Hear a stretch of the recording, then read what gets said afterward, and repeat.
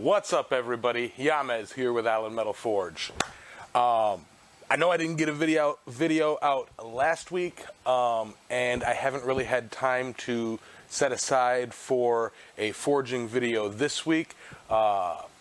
Between a couple of orders that I've had to do, work being busy again, and some general shop cleanup, and I've just been way too busy to make a video. I have been working pretty heavily on my power hammer, using the tools as you can see behind me. I set aside time to put my grinder, my drill press, and my welders all in more accessible and easy to use locations, rather than the grinder over there, the drill press over here, the welder wherever I can set it. I have kind of a fabrication station. And I've been working on the power hammer in addition to some of these mechanicals that somebody had ordered. I have them done, and they're waiting for the person to say that they're ready for them now. A lot of rush and now a wait. But with the power hammer, it's a lot of little things, little brackets and little mechanical pieces that I need to assemble, that I need to cut out, that I need to finagle. Up here you can kind of see I have armatures soft attached to the hammer. Just with them as they are, I know I'm probably going to have to heat them up and tweak them a little bit, or look into it.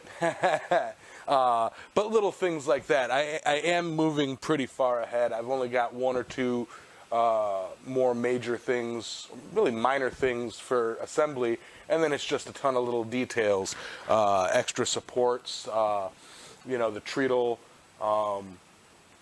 that attaches to the treadle arm, whatever it is, and the motor mount is really all I have left to do for fabrication. However, then there's the assembly, and then finding a drive wheel. If I haven't already switched over to it to make this a voiceover, just going to kind of show you guys some clips of what I have been doing for building it. I have not recorded everything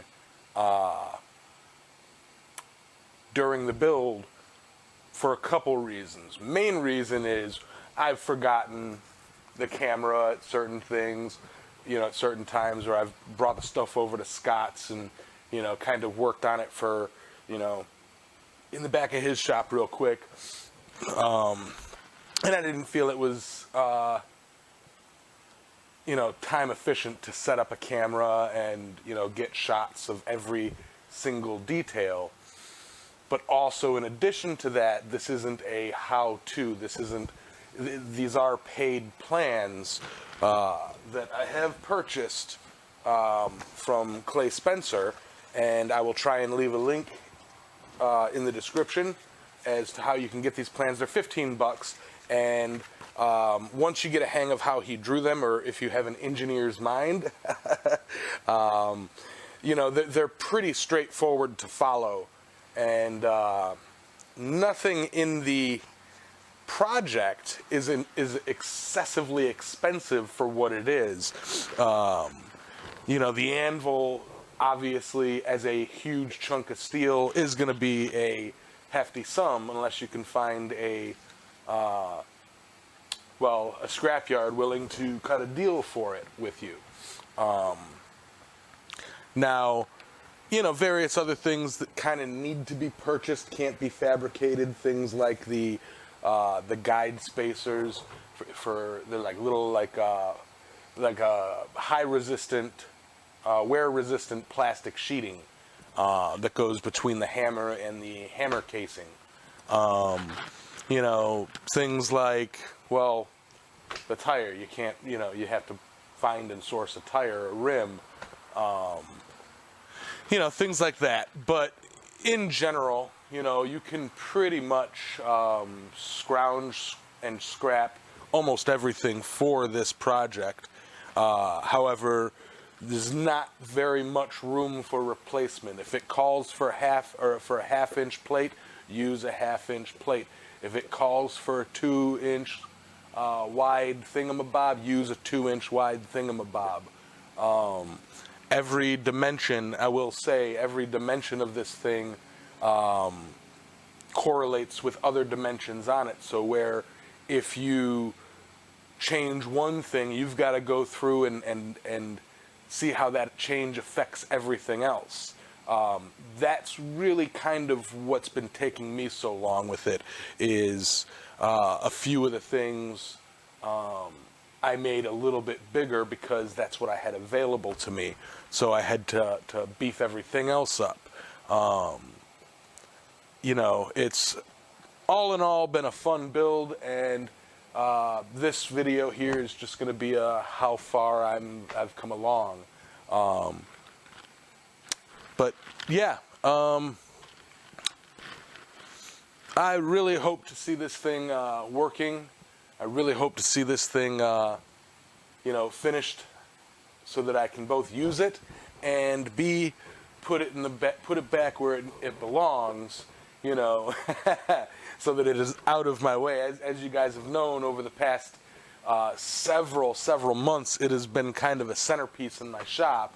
You know, I walk around it, set things on it, you know, trip over it, you know. I want it out of the center of my shop. I want my tool rack back, you know, and so anyway, I'm going to let you guys get back to your weekend or week or day or night or what have you. And I'm going to go ahead and, well, continue working on this power hammer. Hope to do another video soon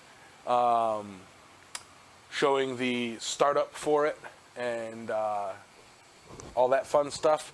And just want to say, big shout out to Clay Spencer. Thank you very much, man. You know why. These plans are fun. Anyway, you all have a great day.